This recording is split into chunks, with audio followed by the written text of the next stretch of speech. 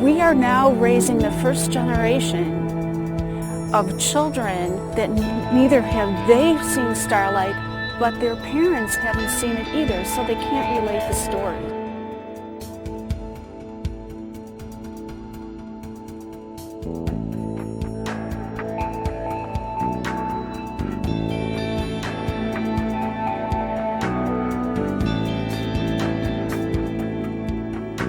Every culture in existence has wondered, has stories and mythology about the stars. For 100,000 years, our ancestors have looked at the night sky and wondered what were the stars and how far away they were.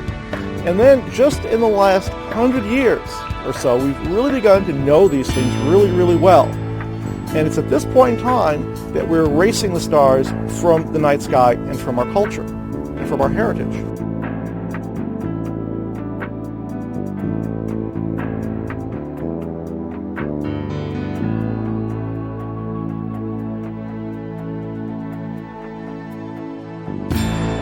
What if Galileo grew up never seeing stars in the sky? What if Isaac Newton grew up never seeing stars in the sky? Would they have ever had that spark of interest in the natural world, the natural universe around them that led them to discover, things that we think are amazingly important knowledge about the universe?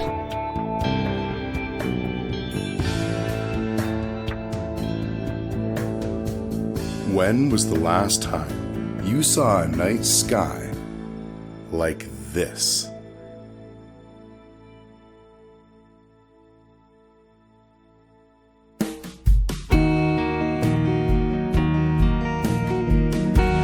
Hello, darkness, my old friend. I've come to talk with you again.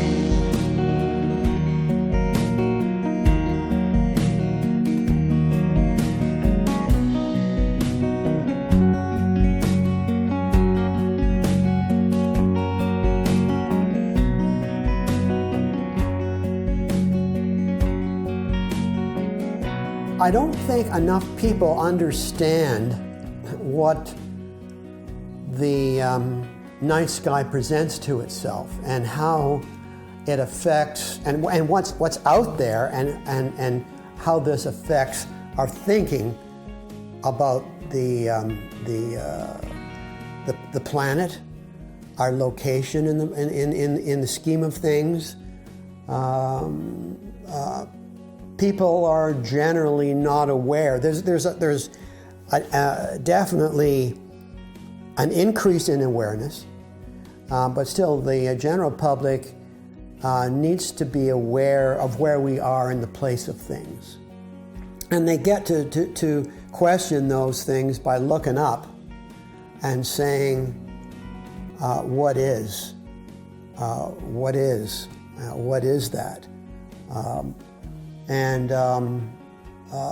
They have questions to ask after that. So the people are not asking questions because they don't know what questions to ask because they can't see anything.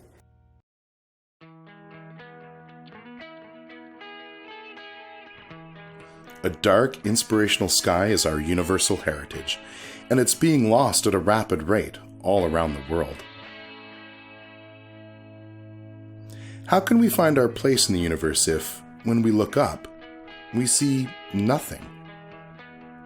Light pollution is the culprit for our diminished dark sky. Excessive lighting and increased ambient light levels creates an orange glow above our cities. All that bright, poorly directed light adds to the problem.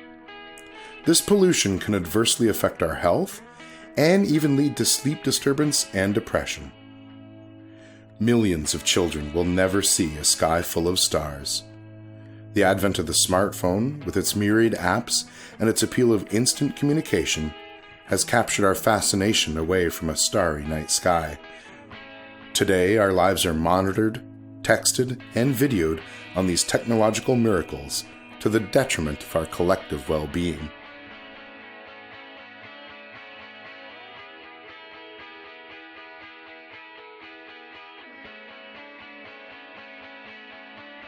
The night sky provides us identity, makes us feel a connection to all things. Think of all the great minds that gazed up at the night sky and were inspired by it. Are we losing the potential for thousands of great minds? Large-scale light pollution is another man-made problem, a product of the Industrial Revolution, and has grown for the last 200 years. In 2010, the United Nations stated that, for the first time in history, more people live now in urban than in rural areas, and that 2/3 of the Earth's population have never seen a truly natural night sky. Most of those live under a perpetual orange dome.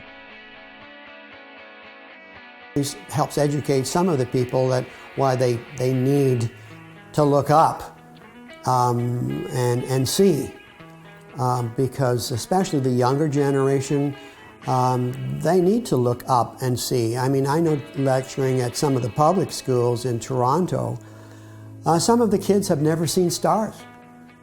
In public school, I lectured at a couple of public schools in Scarborough and in Mississauga, and they have said to me, well, we can't see any stars. There is no stars, and they're absolutely right.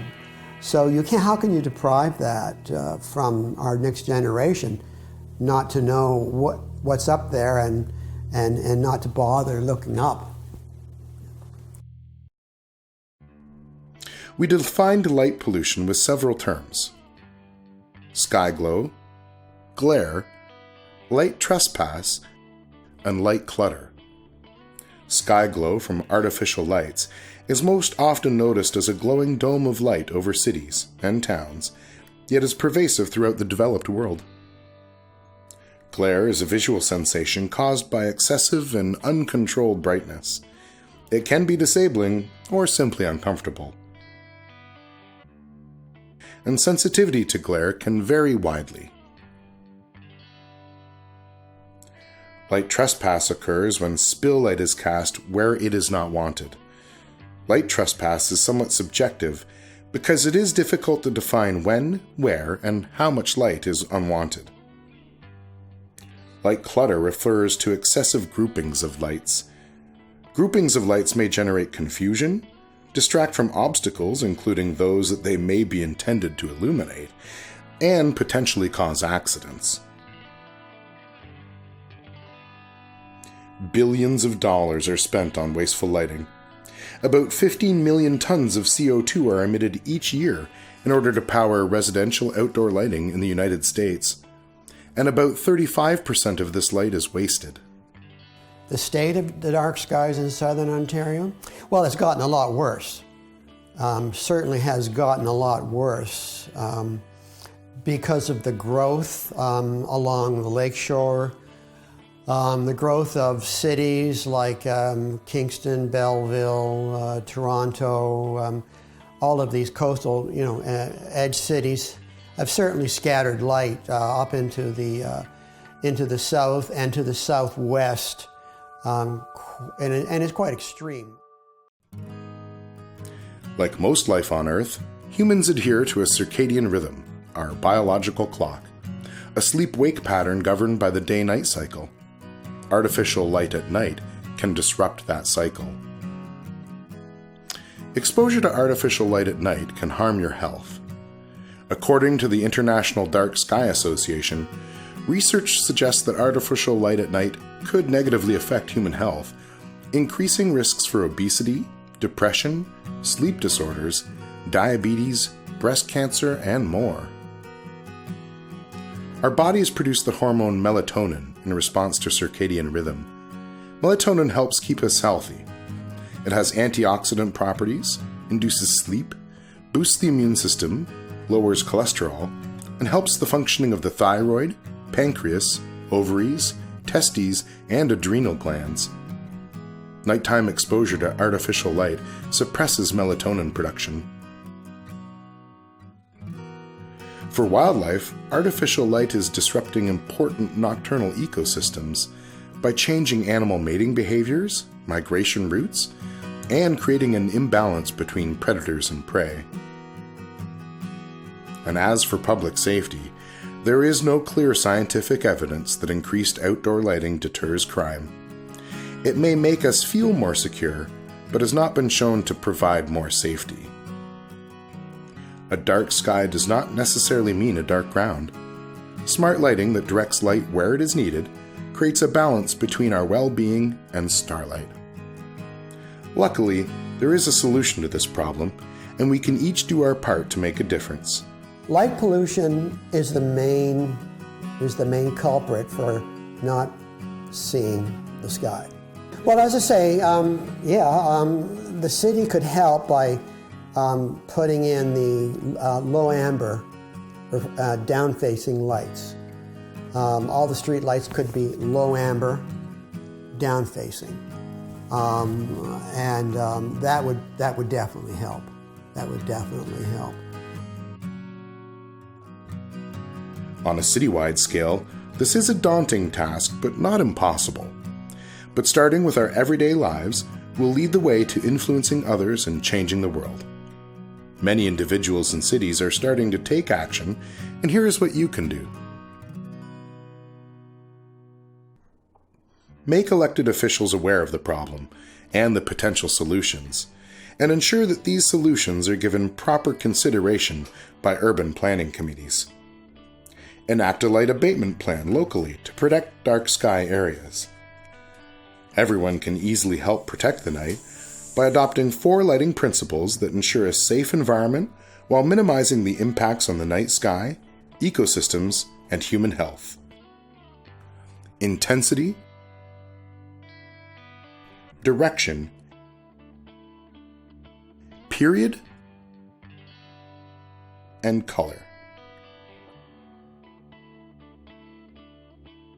Reduce intensity.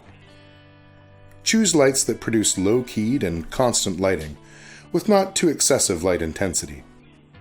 This will let the eye better adapt to ambient brightness, while ensuring necessary visibility and sight security.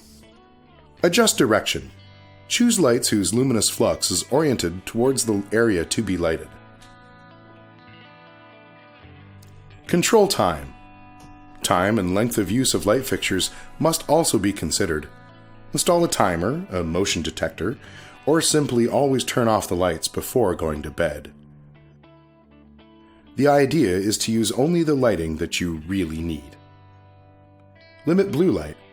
Give preference to amber light sources over white ones, which are more harmful to sky glow and health due to their large proportion of blue light. Make the right choices when illuminating our homes and property. Effective use of lighting improves visibility, reduces power consumption, and minimizes our carbon footprint by producing fewer greenhouse gases.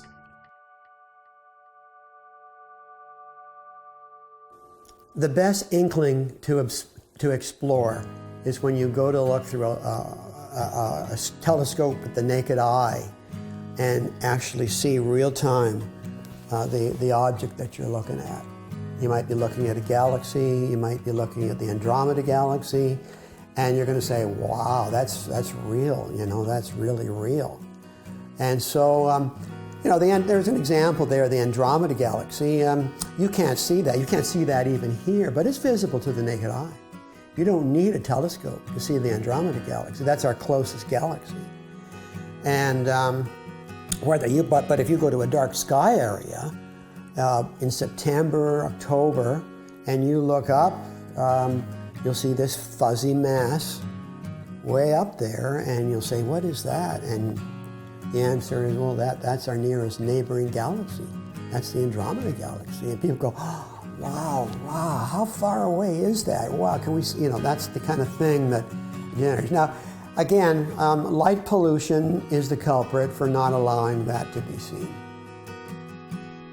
Using well-directed, low-wattage lights which illuminate the ground uniformly can create a darker sky, allowing us to marvel at the dreamy stars and dancing northern lights.